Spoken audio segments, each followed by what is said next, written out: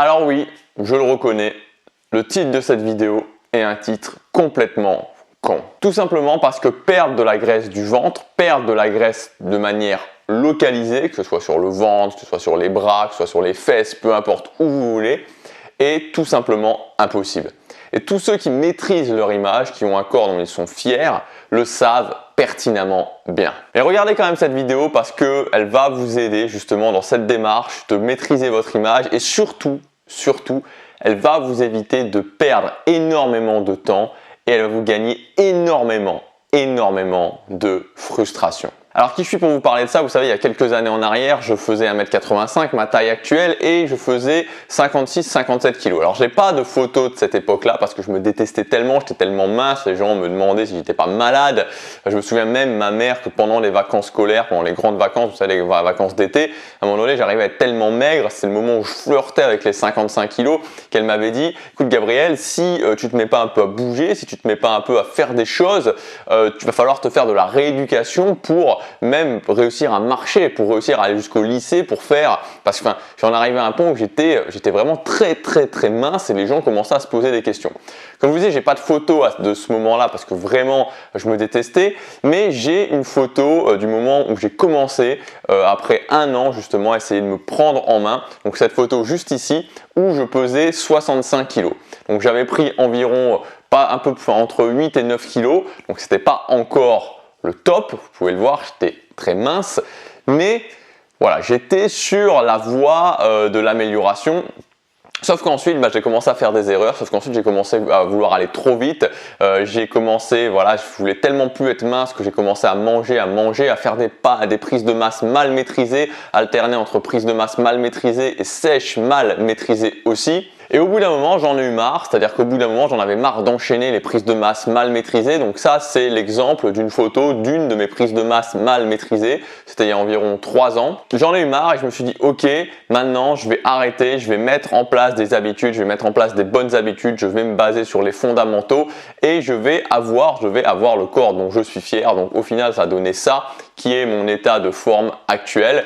Et comme je le disais dans une vidéo il y a quelques jours, actuellement, voilà, je suis content de là où j'en suis. Je progresse un petit peu, mais j'ai pas d'ambition vraiment supérieure en termes de physique. Le truc, ce qu'il faut bien comprendre, c'est que la perte de graisse d'une manière localisée est impossible. Donc vous pouvez arrêter de cliquer sur les vidéos comme celle-ci, du genre comment perdre la graisse du ventre, comment avoir un ventre plat, comment comment se faire plaisir et avoir un ventre plat, comment perdre de la graisse du ventre en mangeant du pain, comment perdre de la graisse du ventre en mangeant des pizzas, comment perdre de la graisse du ventre en étant un bon vivant, voilà, tout ce genre de vidéos ne sert strictement à rien parce que rien que la base, comment perdre la graisse du ventre, comment perdre de la graisse de manière localisée, c'est impossible. Il faut savoir que on a tous une répartition de la graisse qui est différente. Alors typiquement en tant qu'homme, la graisse va plutôt se répartir au niveau du ventre, effectivement. En tant que femme, les stocks de graisse vont plutôt se répartir au niveau des cuisses et des fesses, mais ça dépend des gens.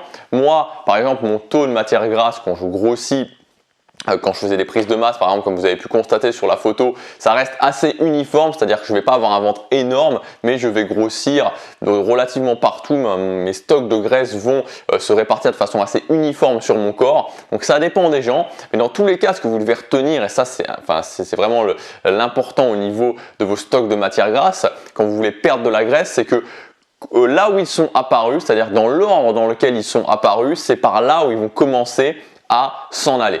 C'est-à-dire que si vous stockez toute la graisse dans votre ventre, elle va commencer aussi à s'en aller dans votre ventre. Si vous stockez d'abord votre graisse, imaginons sur les bras, puis sur les fesses, puis sur le ventre, et dans le désordre, ça va faire ventre, fesses, bras. Donc ça s'en va par là où c'est apparu. Ça suit le même ordre. C'est-à-dire que la pyramide qui s'est construite, elle se déconstruit de la même façon dans le même ordre, mais évidemment en inversé. Alors dans cette vidéo, je voudrais vous donner plusieurs points, plusieurs clés pour justement réussir au final à perdre la graisse de votre ventre, réussir à avoir un ventre plat, mais le faire de la bonne façon. C'est-à-dire ne pas chercher la formule magique, ne pas chercher comment je peux, sans rien changer, perdre la graisse de mon ventre et avoir un ventre plat, parce que ça, ce n'est pas facile, mais vous donner les fondamentaux pour que justement vous puissiez perdre votre graisse de manière générale et être fier de votre corps. Le premier point, c'est que pour perdre du gras, il faut que vous mangiez, que vous apportiez à votre corps moins que vos dépenses. Alors si vous n'avez pas vu la vidéo d'hier, je vous conseille de la regarder en cliquant sur la fiche juste ici. C'est une vidéo où j'explique vraiment plein de concepts importants comme le concept de la balance énergétique.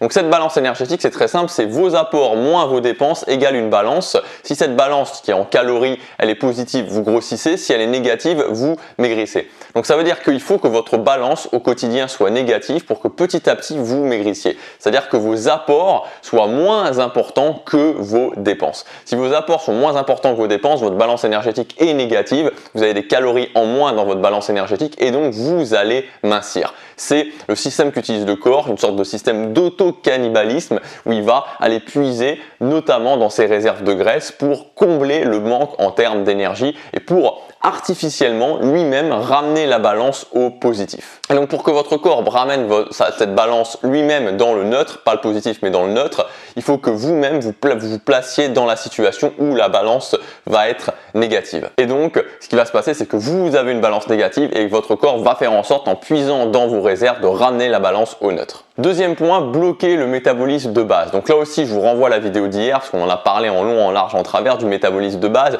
Le métabolisme de base, c'est toutes les fonctions vitales qui sont assurées par votre corps en arrière-plan, respiration, digestion, maintien de la température corporelle, tout genre de choses. Et donc, tout ça, ça prend de l'énergie, ça prend énormément d'énergie. Le problème, c'est que quand vous vous mettez au régime, votre métabolisme de base va s'adapter à la baisse. Et ce qui veut dire que plus vous baissez vos apports, plus votre métabolisme de base va baisser les dépenses. Et donc, ça crée un problème évident parce que vous travaillez dans le vide. Vous baissez vos apports, mais votre métabolisme de base baisse. Et donc au final ça revient au même et donc vous ne perdez pas de poids, vous vous demandez pourquoi vous ne perdez pas de poids. Donc il est impératif vraiment, si vous voulez être efficace, si vous voulez perdre du poids, perdre de la graisse de manière efficace, en premier de cadenasser ce métabolisme de base pour empêcher justement qu'il s'adapte à la baisse et donc pour que votre régime soit réellement efficace. Troisièmement, utilisez le cardio training avec modération. Le cardio training, c'est quoi? C'est l'ensemble des activités que vous pouvez faire qui stimulent avant tout votre système cardiovasculaire et qui donc vont agir comme l'augmentation de vos dépenses caloriques. Le vélo, le rameur, vélo elliptique, le footing, le football, bref, tout ce qui stimule en priorité votre système cardiovasculaire peut être appelé cardio training. Le souci avec le cardio training, c'est que comme je vous disais, ça augmente vos dépenses, en termes de calories. Mais pour moi, c'est quelque chose qui n'est pas forcément efficace parce que si par exemple vous faites, on va dire, une demi-heure de vélo, que vous brûlez, je sais pas moi, 200 calories, ça va peut-être être l'équivalent d'une grosse pomme que vous allez brûler. Donc ça veut dire que si à la fin de votre cardio training vous avez faim parce que vous êtes dépensé, que vous mangez une pomme, ça revient exactement au même et donc vous avez perdu votre temps finalement. Donc je pense que le cardio training c'est pas quelque chose forcément par lequel il faut commencer. Il faut faire du sport, qui va en priorité stimuler votre masse musculaire pour notamment bloquer votre métabolisme de base. Mais ensuite c'est bien de se concentrer sur le sport qui stimule ma masse musculaire, les apports, baisser petit à petit mes apports, mais pas forcément augmenter encore plus ses dépenses avec le cardio training parce que souvent c'est double emploi. Souvent quand on fait du cardio training on a tendance à plus manger et donc au final ça ne sert pas à grand chose. Donc vraiment, contrairement à ce qu'on voit tout le temps où tous les gens qui veulent mincir vont faire un régime et éventuellement en plus faire du cardio training, il faut pour moi le faire vraiment avec modération parce que c'est pas quelque chose qui est aussi efficace qu'on peut souvent l'entendre. Quatrième point, baissez vos calories lentement, baissez votre apport en calories lentement. Alors comme on a vu, tout le système repose sur le fait à la fois de bloquer son métabolisme de base et en même temps de baisser son apport calorique pour justement créer ce déficit dans la balance énergétique et que votre corps artificiellement lui-même consomme ses propres calories stockées dans les graisses et ramène cette balance au neutre. Ce qui veut dire que vous allez devoir baisser votre apport, traduction, vous allez baisser ce que vous mangez puisque les apports en énergie c'est uniquement ce qu'on mange en tant qu'être humain. Mais l'idée c'est vraiment de baisser ces apports tranquillement, c'est-à-dire que ça sert à rien de se dire ok je vais commencer à plus rien manger, je vais commencer à manger que des protéines. Non, tout ça, ça sert à rien. De baisser trop drastiquement, ça ne sert à rien. Vous allez avoir faim, vous allez vous sentir mal, vous allez vous sentir fatigué, votre métabolisme de base va s'adapter à la baisse, vous n'y gagnez absolument rien. L'idée c'est de commencer vraiment tranquillement pour avoir une perte de poids qui est on va dire autour des 500 grammes par semaine. C'est largement suffisant. Et pour faire ça, par rapport à ce que vous mangez habituellement, il va simplement suffire de jouer sur les glucides. Et vous pouvez rien qu'en enlevant les glucides, c'est-à-dire les sucres, le soir, donc ça peut être par exemple les pâtes, le riz, ce genre de choses, en les enlevant le soir, en ne consommant plus que des protéines, des graisses et des légumes par exemple le soir, bah, ça suffit déjà à créer un déficit calorique suffisant.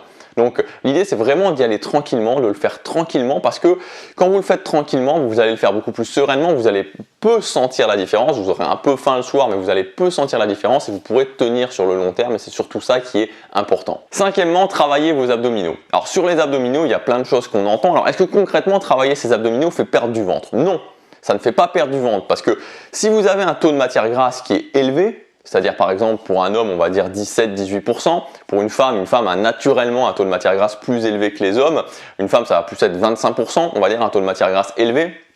Donc si vous avez un taux de matière grasse élevé, même si vous avez des abdos en béton armé, on ne va pas les voir parce qu'ils seront cachés sous la graisse, ils seront cachés sous votre ventre. Donc l'intérêt de travailler ces abdos c'est quoi? C'est premièrement une question de santé et de posture, ça permet de bien maintenir les organes vitaux, ça permet d'avoir une meilleure posture au niveau du ventre. Donc travailler ces abdominaux, travailler donc le grand droit, les obliques, le transverse, tout ça c'est important.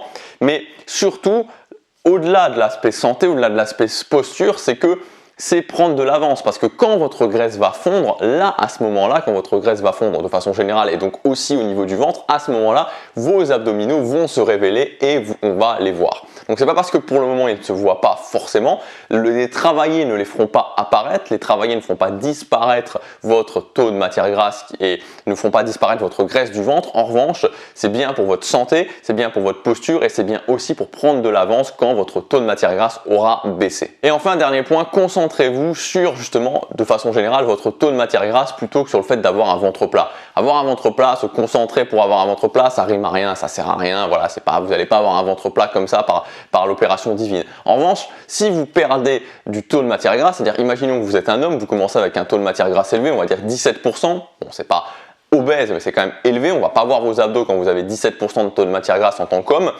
Si vous voulez tout simplement qu'on voit vos abdos, si vous voulez tout simplement avoir un ventre plat, la seule chose sur laquelle il va falloir se concentrer, c'est faire passer votre taux de matière grasse de 17% à 11-12%, où là on va commencer vraiment à voir vos abdos. Donc si vous faites ça, si vous vous concentrez uniquement là-dessus, uniquement sur le fait de faire baisser votre taux de matière grasse, homme ou femme, naturellement vous aurez un ventre plat, naturellement on va voir vos abdos, naturellement vous allez perdre du poids. Donc c'est vraiment la chose sur laquelle il faut se concentrer plutôt que d'aller dans les trucs mystiques comme comment avoir un ventre plat, comment perdre de la graisse du ventre, tous ces genres de choses qui, voilà, on peut, oui, de perdre un petit peu de graisse de manière localisée, mais c'est tellement minime que c'est vraiment se concentrer sur les 90% qui vont apporter 1% des résultats. Donc c'est pas du tout intéressant. Donc l'idée, elle est simple, concentrez-vous sur votre taux de matière grasse, bloquez votre métabolisme de base, baissez les calories petit à petit et vous allez voir que vous aurez des résultats.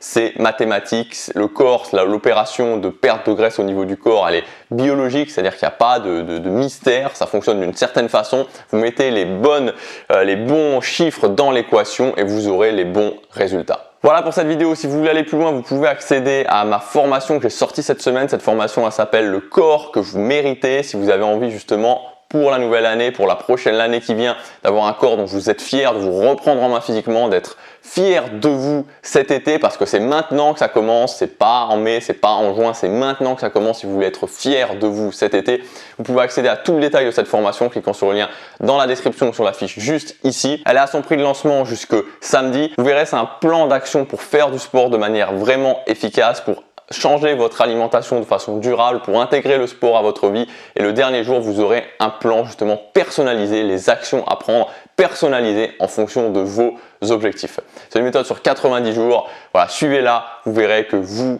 aurez des résultats et que surtout, vous allez changer votre apparence physique de façon durable. Je vous dis à demain pour la prochaine vidéo. Passez à l'action, chaque jour compte.